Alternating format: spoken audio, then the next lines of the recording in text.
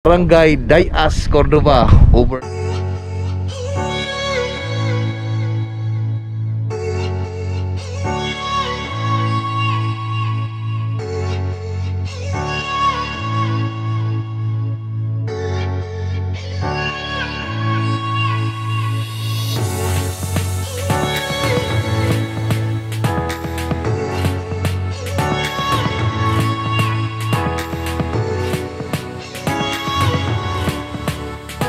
Mayong buntag mga igsoon, mga pipilag yung kaadlaw nga wa ko naka-upload gumikan kay nimbakasyon ko tungod kay doon lapod 2 ka tuig nga wa jud mi ka bakasyon sa lugar na tawhan sa ako ang Paris. Anyways, naata karon sa Barangay Dayas, Cordova, overlooking sa ato ang Cclex Causeway. I don't know kung makita ninyo mga igsoon sa akong likod. Mauna ka na ang Causeway sa Cclex.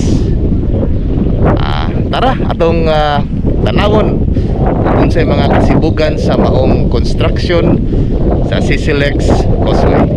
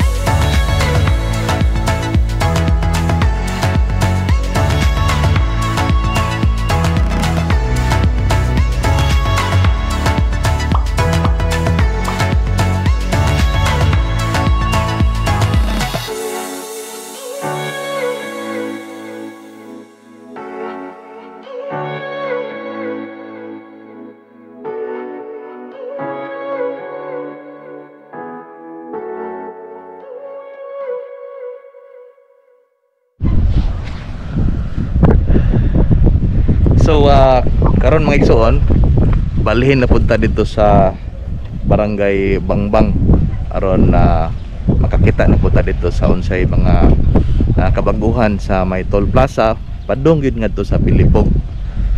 Medyo kusog gyud ang hangin karong adlaw mga igsoon, mao kanang naglisod kita pagpalupad sa drone.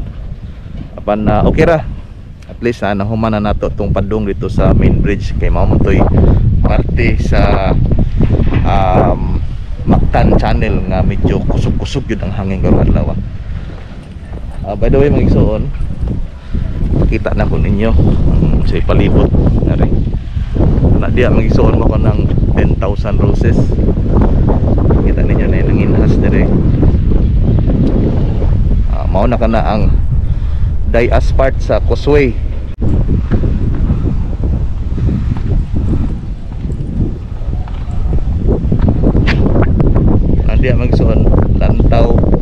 Lantaw Floating Restaurant. Diri mo kini ang 10,000 Roses entrance.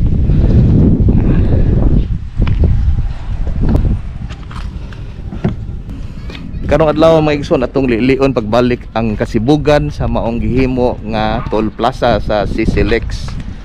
Makita nato nga ri mga igsoon no. Mao na kana ang gibuhat nila nga toll plaza.